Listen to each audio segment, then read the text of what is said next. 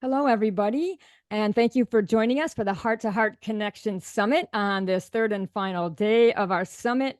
I appreciate all of you who have been journeying with us on this 3-day journey. And I also welcome anyone who is here for the first time. I am your host, Susan Peters, and this is my guest today, Anna Kowalska. Welcome, Anna. Hello, Susan. So great to be here with you. And I'm so excited to be on a third day. I'm so excited to have you. So thank you so much for joining us. And what I would like to share is that when I was going through my grief with my husband, John, after losing him, the first 6 months were very, very hard. You're going through the shock and going through everything, the transition and trying to figure out what's going on, who am I? But then I started delving in to I want to know more. I want to find out more about what happened to him, what's happening to me, what is the purpose of any of us being here, and why, what can we do to make a difference in this world, or does it matter? And so I delved into everything body, mind, and spirit, and I was reading and learning and joining summits, and I just was voraciously taking everything in and learning so much. I felt like I was going to school all over again, and it was great. I was like in a whole much better space. But the problem was I wasn't doing anything really yet with that until I met Anna. And Anna, who I lovingly call my nudge, she got me to start seeing that I can't just stay small. I call it sitting at the small table, that I need to step up and out and away from it and start doing something with what I've learned and what I've grown with. And so Anna is, I'm going to bring up your bio really quickly. I want to share this because I found this on YouTube, your YouTube channel, and Anna has lots of wonderful videos there to check out. But I love what this says about you, because this is what has touched me about Anna, and maybe you want to work with her and journey with her. She says she is a transformational coach, mentor, and trainer, and she specializes in empowering women who feel trapped in their daily lives to discover and harness their spiritual gifts, stepping into their power as leaders. Her mission is to guide these incredible women towards a life that is not only prosperous, but deeply aligned with their soul's work and purpose. After achieving what society typically defines as success, and yet feeling a profound sense of emptiness and disconnection from her true self, Anna realized that true fulfillment comes from creating with heart and soul, aligned with one's unique design and purpose. This realization was the catalyst for her own spiritual and professional rebirth. Anna helps people journey on the journey of transformation and empowerment to unlock the infinite potential that lies within you and every woman, paving the way for a future where every individual can thrive, grounded in their spiritual gifts and true purpose. I just love that, Anna. And that is what drew me to work with you, because I saw that in every single container that you bring those things, and it so resonated with me. And I so appreciate the nudge you gave me, because Anna is actually the nudge that got me to dream again. She asked the big question, what dreams do you have? And I literally was stuck for 3 days not knowing what my dreams were, what they could be. I thought I lived them all and didn't have to ask for any more. And so Anna got me started, and that's what helped me to find myself. And I created the dream to marry my heart. I created a dream to take myself on a heart honeymoon. And then I wrote a book, and then I started sharing my story with people. And now I created a summit. And this is all because Anna's helping me to step forward out of my small table space into this. And so Anna, I would like you to share maybe your story. You have a really neat story of actually kind of choosing loss and then stepping into a dream. And if we can start off with that, and then you can share anything else you want to. Yeah, for sure. So can I actually share a few things before we even go there? Because what you just presenced for me, Sue, is this time and space we are in right now. So humanity has been experiencing loss forever. Loss is natural to our human experience, yet so many of us try to live to not lose. Like we literally try to do every single thing to not lose anything. we are get upset over losing physical things, definitely get upset over losing people, definitely get upset and of course hurt when people go away forever, like when they die. And it's part of natural progression of human experience, especially where we are right now on planet Earth, with the changes that are happening at the energetic level, where everything, we don't even know the degree to which, will be going away. We all will be suffering from loss. And either we embrace it and create something out of it, or we'll be taken by it and stuck in it, right? So I think your conversation, what you're bringing, is so timely and so on point. So thank you for doing that. So I think the story you are referring to is when I was working in the mortgage industry and I was at a closing table, real estate, back in New York, and I was already in. At night, I was already the high priestess. I was in the work of spirituality, awakening to the truth about who we are, that we're not just this, bone and flesh and at the mercy of life, at the mercy of what happens, that we actually are creators. And there is deeper truth about the world we live in. And I was doing all of that. I was meditating, journaling, crystals, cards, all of that at night. But during the day, I lived a very practical life. And I had no idea how to merge them. I mean, we're talking about a real estate business in New York. My goodness, over a decade ago. So maybe a little bit more palpable right now, but over a decade ago still. You mentioned anything about universe, and people will be like, what? Conversations like source or or manifesting were not happening in that space. So I was at a closing, and I remember just being in that space, in that time. I was already thinking like, okay, well, how do I merge the two? How do I let go of something that has paid my bills and assured my survival, not more than survival? I was living in Manhattan. And at the same time, there was this other part of me that was emerging. How do I bring that part of me into my life, into the awake part of my life versus just, hiding in the corners at night? And I was at a closing, and there were, all these stuffy men sitting in their suits and, ties all around the table. And there was a woman sitting all the way across. So I was on one side of the table representing the bank. She was on the other side. And the closing went however it went, papers flying everywhere, sign this, sign that, da, da, da, da, da, very methodical. And then at the very end, this woman stood up and she walked across the room, walked up to me and held out her hands like this and said, "Could you help me bless my key?" And in that moment, I was like, what is going on right now? I wasn't religious at the time. I actually was very much anti-religion because I was healing my God wounds. Where does this come from? Blessing didn't bless. The only time I used the word bless you was when somebody sneezed, because it was a habit. Okay. Here is this woman in the middle of this very unusual situation, unusual meaning for that context. It was unusual for her to come up and ask me to bless the key with her. But clearly she knew something about me. It's not because I wear feather, earrings or crystals on my forehead, or, I had nothing on me. Like some women wear certain rings, like there are signs sometimes, or pendants. Sometimes you can tell somebody is into this other way of looking at life and world. I had nothing. Purposely, I was actually as square as they get.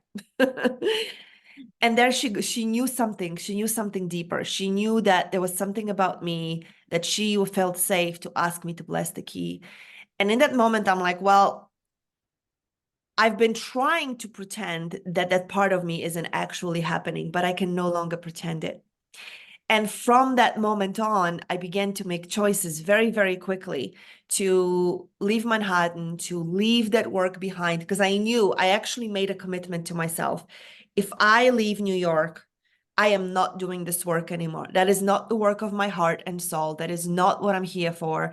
It served its purpose. I'm good at it. I'm knowledgeable. I have a lot of experience, and that's not the only way to live in the world. So I started to make choices that, if I knew at that moment what it would take for me to live how I'm living now, the choices that I would have to make, the struggle, the discomfort, all the things that I would have to, quote unquote, sacrifice, because it felt like sacrifice in that moment, along the way that I would have to stand in order to be where I am right now, I wouldn't do it. I would say, forget it. I'm just going to keep going to yoga classes and tantra classes and meditate in silence in my own space. I will have few people in my life that I can talk to about this, which is what I had. And the rest of my life will be here in this very practical, tangible expression of who I am. So in that moment, I knew I could no longer live that way, but I also didn't know what it would take. I was just standing there saying, that's it. I'm willing to give it all up. No matter what, I'm willing to give it all up. And I did. I actually, few times since then, had opportunities to re-enter that line of work. And believe me, there were moments when I said, well, it would be so easy right now. Like when a bill is, you get an unexpected bill, or all of a sudden clients aren't showing up, or any of those things that happen as you build a business, especially like at the time, very different business, very unique business. It would have been very easy for me to say, sure, I'll go back into mortgages, into real estate. And I moved to Colorado, where real estate has been booming since I've moved here. There would have been many, many opportunities. And I remember in those moments too saying, I've made that choice in that moment because I knew there was something different. And I knew in that moment that even though I didn't know what prices I would have to pay, I was willing to. And I think that's what happens a lot for people, that in a moment when we are standing in a face of loss, we don't know what's going to happen next because we've been so used to something. And even, it's that much more difficult when it's something that was served us, right? Like you losing your husband. You had a beautiful marriage. So there's like an extra sense of loss because you didn't want it to end. Yeah. Might be easier in situations where we really don't like the person we are with, right? And we're looking for a way to free ourselves of them, even though that's not the way to go. Just, leave the person. But, or the job, or the business, or whatever it is, or the town you live in, or the situation. But in that moment, the sense of loss and the uncertainty of what's next, it could be very, very scary and dangerous. Dangerous meaning it feels like it's dangerous. Whatever is coming next, I don't know, but it also feels dangerous because I don't know it. Yeah, Right? I can relate. Yeah. Definitely. There's been so many moments of unknowns that I've had to step into, and a lot of them I didn't want to. But at Yeah. the same time, it was every single step I have taken, I have not regretted. Yeah, looking backwards, right? Like Yeah. you had to step into it without knowing Yeah. exactly what's going to happen or how, or can you even do it? I think that's a lot of times where we sell out too. Can I do it? I just posted a quote. This is so perfect, Susan. I just posted a quote on social media. We don't fail. We justify and rationalize giving up. Wow. I know. I was like, oh, this is so good. I don't know where I got it, but it just like I don't ever claim that it's mine, just comes from somewhere always. But I was like, that is so true. Like so many moments, and especially where we are right now. So again, I think your topic is so timely because even though loss is part of human experience, where we are right now, more and more of us will be experiencing very tangibly loss of everything that we had, knew, believed in, relied on. I joke about it. I'm like, imagine if all of a sudden the government decided we are going to be driving on the other side of the road. Yeah. And overnight you woke up and you had to change something that was so embedded in your psyche, as I know I can trust that. Yeah. This is I get in a car and I drive on the right side of the road, period. And all of a sudden the whole thing changed, right? Yep. It would feel scary, dangerous, and most people would probably even stop driving. Yeah. Yeah, it would stop a lot of people. And I think that that's why I love working with you, because you help me to see that doesn't matter, that it really doesn't matter, those things that we think are so important. it's it's what we can step into, what we can create out of what we have lost, or out of what we are missing, or out of Mhm. what is changing around us in ways that we don't like. But at the same time, there's always something new waiting. There's always something new Yeah. we can step into. There's always a new possibility. And that's Mhm. what I'm discovering. And that's what makes life now exciting, even though it's still scary and terrifying at times. Mhm. Yeah. I love that you just said that, Susan. Exciting. Imagine if we suffered a loss and feel whatever we get to feel. I'm not saying completely bypass your feelings, allow yourself to be in the presence of what's going on, but at the same time found pockets of excitement for what's next. Especially when and I absolutely understand when we lose a loved one, that's a deep pain that may never go away. But if it's something like a job, even a house, I mean, I know it could be traumatic for people, but at the same time, like imagine what is possible in the character we are shaping in that moment when you can lose something that you felt you couldn't live without. And for some people, it could be um, silly things like their favorite artist dies. And I've seen people go into deep, deep sad. They never met the person, and I get the work meant something. I get there was a connection to experiences that have been created, but you never knew this person, right? So imagine in that moment if there was like, and whether it's a house, like a lot of people get upset if they lose the house, if a house burns down and every single memory in it burns. And I think to moments in my life, so many moments. So first, I shared with you right before we clicked the record, I left Poland when I was 16 and a half. That half is very important for some reason because I feel like saying it every time, 16 and a half. And we could only come with 4 suitcases, 1 suitcase per person. And at a time, for some ungodly reason, my grandmother, who was already here, said, we have to bring feather pillows. I don't know why it was so important, but we had to bring feather pillows. Mhm. So half my suitcase was filled by a feather pillow. And you think that thing would get really small, but with all the feathers in a pillow, half the suitcase was filled with feather pillows. And then, like, I mean, I was 16 and a half. I had books, I had memorabilia, I had things that meant a lot to me. None of it could come with me. There was no shipping it. It was not worth shipping. It was cost a lot of money.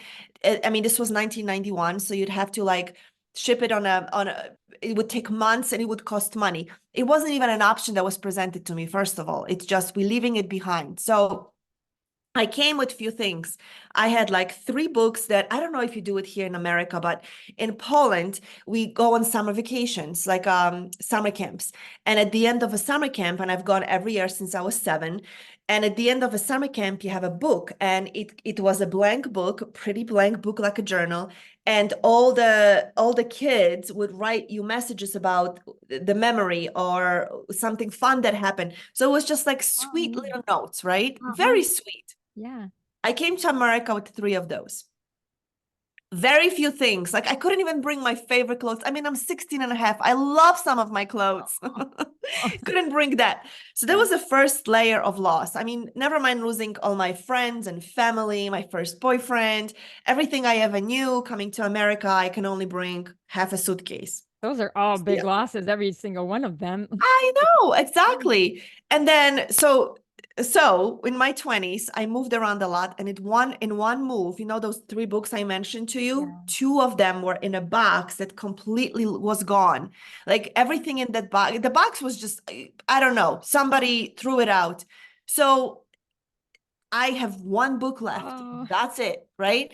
So for me, loss has been part of who I am, part of my existence. And it, well, partially it's easier for me.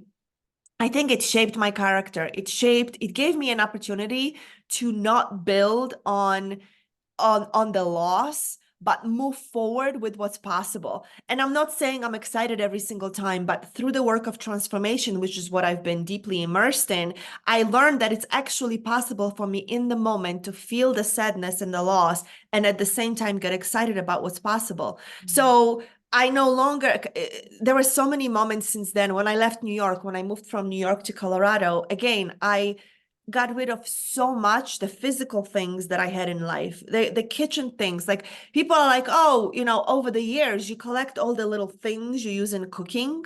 Yeah. And I'm like, at my age, I'm in my 40s. I'm like, how do I not have this the zester? How do I not have a zester? I'm like, oh, I remember having 3 zesters with a fancy handle, every single one of them, a round one, a square one.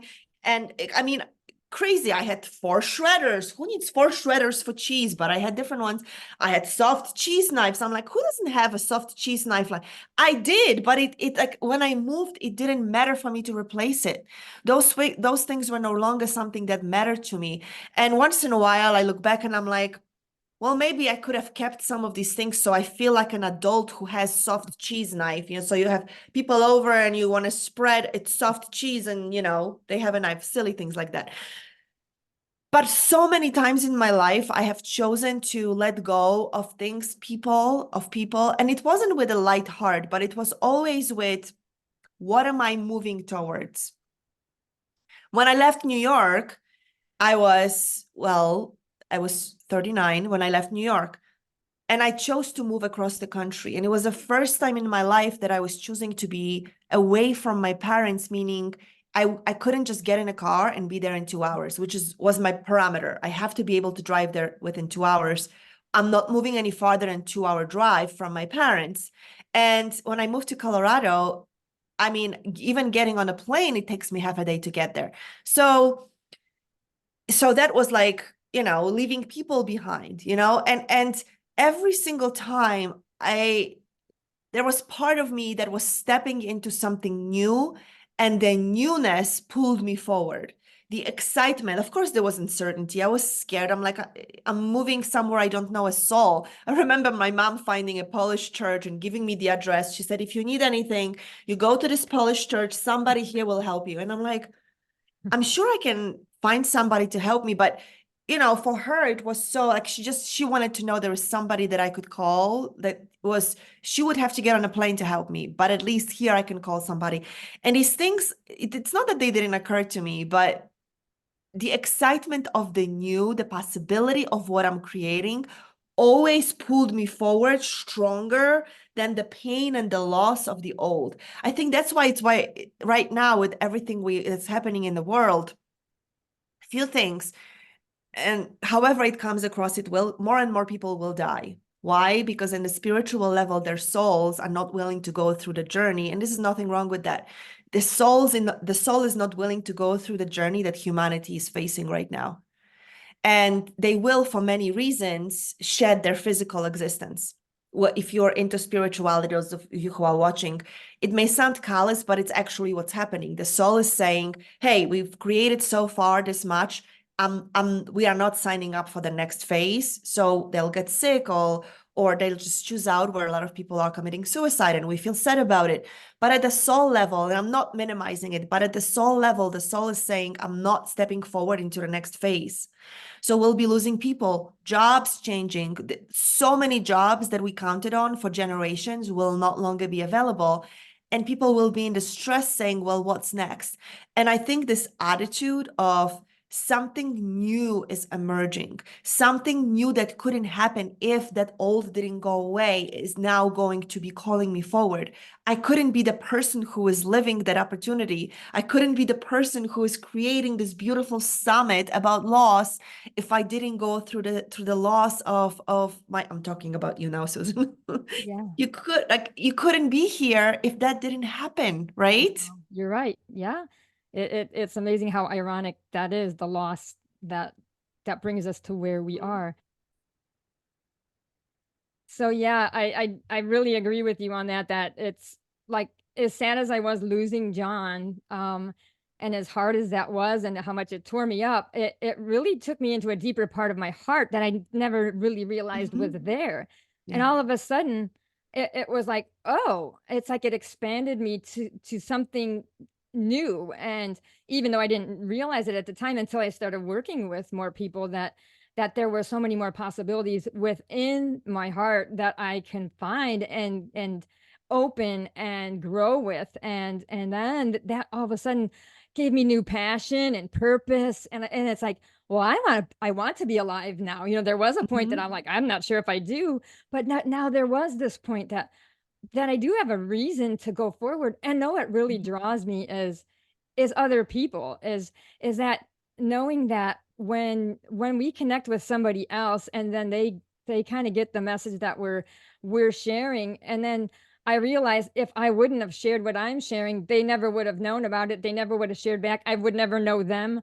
And Yeah. all of a sudden my life has opened to so many more people and so many more connections and possibilities which weren't there before. Yeah. And all because John died and left me a chance to live. It's Mhm. ironic, but I also feel that he's traveling with me and helping lead me in these new Yeah. ways too. Yeah. I believe that. Yeah, I believe it. Yeah. You know something you said, Susan, so rich. You went deeper into your heart. And I think so often when we lose something in the external world, which is where it happens, right? We either lose a loved one, we feel it here, but we're losing it on the external experience, right? Or a job or a house or whatever, a pet, right? It's the external. And then we seek on the external the reparation for it or the redemption of it, but it's actually on the internal where the work gets to happen, right? So I mean, and that's like the essence of the work that I do. The journey within is so much bigger than the journey outside could ever be. Like it's sometimes, I mean, tell me if this is true for you. This is so fun. I'm like, well, my heart is only this big, right? Let's say my heart is only this big, and somebody tells me, go in your heart, go within your heart, like in meditation or guided experience, go deep inside your heart. And I'm like, well, in the center of it is deep inside my heart. How much deeper can I go? It's this physical mind that gets in the way. I'm like, there is only, my body is only this big. There is only so much space in it. Like, where else can I go within it? And it's this weird thing that mind does. But then I know at the spiritual level, the journey within is so, I mean, there it truly is a lot more limitless than the journey on the outside, Yeah. right? Yes, definitely. I mean, actually equate it to like once it's open and there's like light and sparks kind of starting to fly, it's almost like Mm-hmm. fireworks are popping out of my heart. And it's like it's so exciting that you like have to share it. Like you can't keep it in. It gets to Yeah. that point like you want to share it, you have to share it. No Yeah. matter how hard it might be, no matter how scary it might be, you just Mm-hmm. have to. Yeah, that's when you know you on your path. That's when you know you on your purpose. That's when you know your soul, your higher self are aligned with what you're doing, where you cannot not do it. Yeah. Yes. Right? You cannot not do it. There is no Yeah. way. Nobody can stop you. There is no obstacle big enough to stop you. You don't have to do it for the money, although money, I understand that money always comes as a part of it. But there is this place, and it's not lasting, right? Like it's not like we always feel that way. So people ask, well, what about the moments when I don't feel that way? Well, in those moments, you get to come back into the memory of the moments when you felt like you couldn't not do it, Yep. That's true. right? It really is. Yeah, because that's what boosts me forward if I need to. What have I done? What has made a difference? And what else is possible and waiting for me that I don't even know yet? But how I get to the point where I can't say no because it's like, oh my gosh, because this change or transformation happened because of something that I possibly sparked, and Yeah. then and that's what's happened with people with me. That's how I got sparked to do what I was doing. If Mhm. you wouldn't have shared what you shared and all the other speakers on this summit wouldn't have shared what they shared with me and sparked me, Mhm. I wouldn't be here today doing Yeah. this summit and writing a book. And I might still be sitting in a puddle crying. Yeah. and but now I'm just living, and it's an adventure, it's a new life. And I like the image of like it's going down a river and you don't know where it's going or what's going to come around the next bend. Some parts are crazy fast and amazing and you don't know if you're going to flip. Other parts are really scenic and beautiful and you just take it all in. Other parts you stop along the way and take a little pause. And then there's other parts where there's some rapids that like I don't know what's going to happen next, but there's always something new and exciting around the bend. And I like to live like that now. Yeah, it's beautiful. You know, something that you also shared in your opening is this whole idea that some people may not feel deserving of something new and exciting happening. Yeah. Right? Like Yeah. I've already swam the whole river because so much goodness happened in my life. You had your children, you had a beautiful marriage, you know, you lived your life in such beautiful way. It's like, what else could there be? What else could I even ask for? Yeah. Yeah. I really felt like that. I did. Mhm. I felt unworthy. That's why when you posed that question in the group that we were in, what dreams do you have? And I couldn't even make one up. I was at that point. It took 3 days, 3 whole days I sat with it Yeah. until you like sent an email saying, what is it that you can do right now to make those dreams happen? And as soon as you said that now, then that's when it clicked. I can marry my heart. And I'm like, if I marry my heart, like I'm learning how to trust and love myself 100%. And so Mhm. for me, that was the beginning of it, is the self-love, is that I never Mhm. really fully loved myself 100%. As much Yeah. as love as I had and shared with everybody else, I never really dove into myself that Mhm. far. And all of a sudden it sparked that dream. And once it did, then the next dream happened. Well, let's go buy a ring. Then the next dream happened. Let's create a ceremony. Then the next dream happened. Let's go on a heart honeymoon. And then that led me to meeting people, sharing my story, realizing that I could do things on my own, realizing that it wasn't as scary as I thought. And then all of a sudden it led to the dream, to write my book and to go forward with so many more things Mhm. and meet so many more people. And I just sit here going, wow, wow, wow, wow. If I wouldn't have said yes to that dream, that first dream, what how sad that would be. Yes, for you and for the world, right? Yeah. Yeah. So you know it's coming up to you. You're opening up so many beautiful places, and every time you say something, it's like, whoo, so many. I think sometimes we think that self-love means I have to be selfish. Self-love means that I won't be able to take care of other people. I won't be able to give. It actually means I'll be selfish. And actually, I find that's not true. And I heard it in your share right now. The more I love myself, the more I can be generous because I think actually people who don't love themselves are more selfish because they look for the love outside of them and engage with people in a way to receive love, to be loved. And when we can truly begin to love ourselves and we don't need other people to validate us, we can be generous just to be generous. And generous means either sharing of our heart, sharing of our story, sharing of our vision, sharing of our work in the world, all of that doesn't have to be for free. Yeah. But we can be generous without needing the validation from the outside because we already love ourselves enough. Yes, and I find that it brings out the authentic love. It's deep and authentic, and it has changed and transformed my life thinking in Mhm. that way. It also helps me to see other people as their authentic selves also, Yeah.